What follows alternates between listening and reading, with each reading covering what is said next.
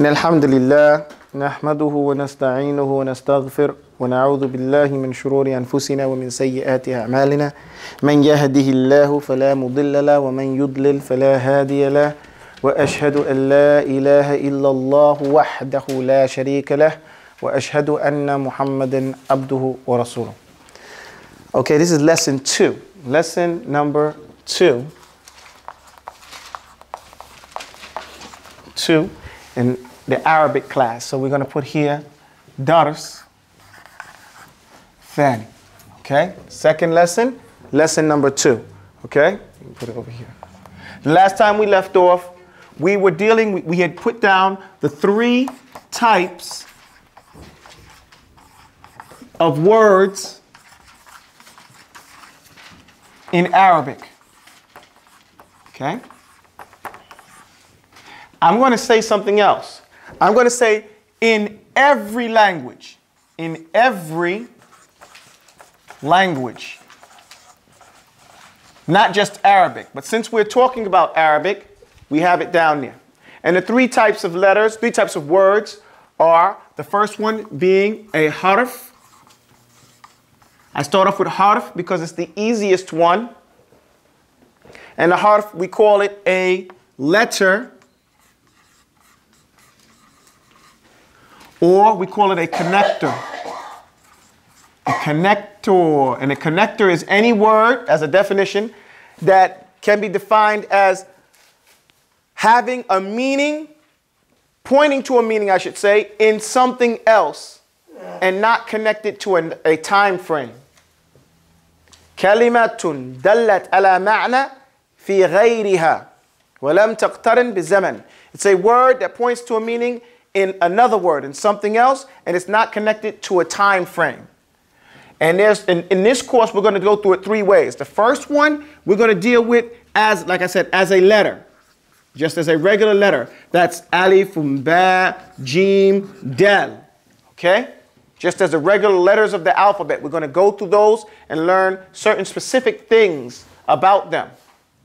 The next part, we go through and learn them as letters of ziyada, or extra. Extra meanings in the letters. Letters, like I say, letters that with extra meanings. These are letters like you have a by itself. It is a question. Everybody say a. It's a question. It means any sentence that has now been changed into a question that can only be answered by yes or no. In English, we would say a, and it would mean is, am, are, did. You know those constructions? Like I said, I went to the store. So how do I change that sentence into a question? Did you go to the store? Did you go to the store? So in the Quran, we see sometimes we say ra'ayta, meaning I saw. Or I'm sorry, you saw. Ra'ayta. Everybody say ra'ayta. Now to turn that into a question, you say a ra'ayta. Say it louder. Ara'ayta. And that comes in the Quran that way. What is it? Yes, so that should be question. Right. So it's turned into a question. Ara'ayta alladhi yukadhibu bid-din. You see how it turned into a question? Ara'ayta. So these letters, these connecting letters, or these not connected letters, these letters that hold extra meanings, they're put together in a particular statement. We say sa'altumuniha or al-yawmun asituha. These are just these letters that if you put them together, you find them in front of different words. Like when we see, sometimes we say mu in front of a word. What does mu mean in front of a word? Possesses the qualities of what? The one who. It means the one who. So you have Muslim and munafiq and mushrik, all if you just learn the word mu. Okay, so that's the second part. Part 1, or A. The second part, B, would be dealing with the letters that hold extra meanings. And the third part, C here, we would say deals with the connectors. And the connectors are those harf, those words that we defined.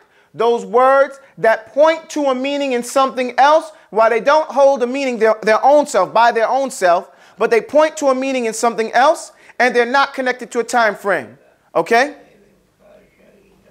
With regards to that, we have words like that in English. That's why I said it's in every language. In English, name a type of word that has a meaning, that points to a meaning in something else, not holding to a meaning in and of itself. You can't derive a complete understanding by itself, but it only points to a meaning in something else, and it's not connected to time frame. Give me a word.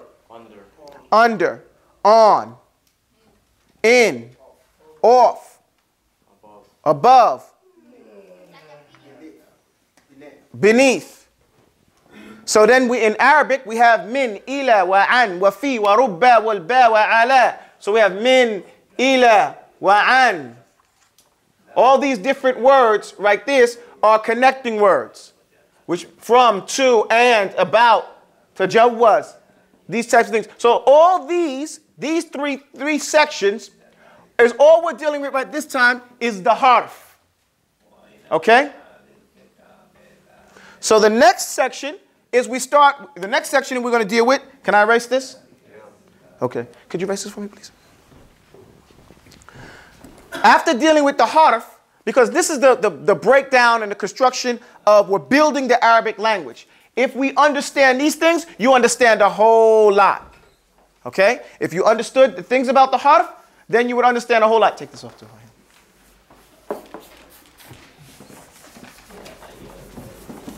Now the second portion, leave that, let's go.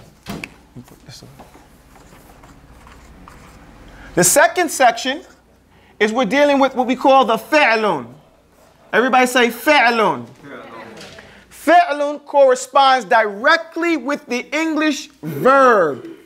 But for all of those who don't know what a verb is an action word. What is a verb?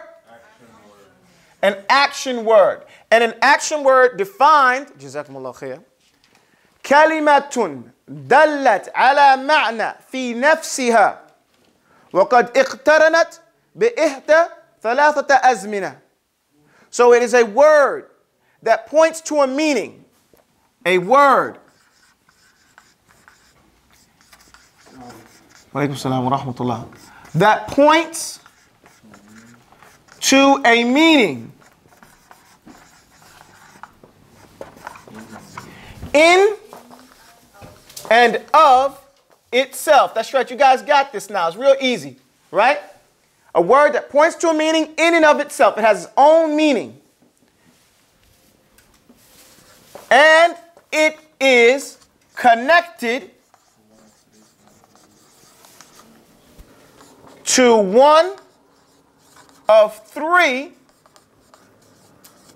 time frames.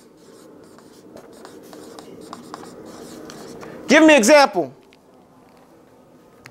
Give me an example. Of an action word? Of an action word. Jump. Jumps. Okay. Hold on for 1 second. Hey, Makeen.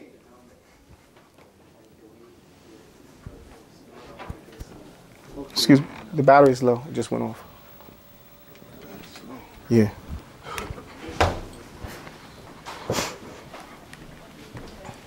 You said jump, right? Give me another one. Somebody else. Run. I like run better than jump.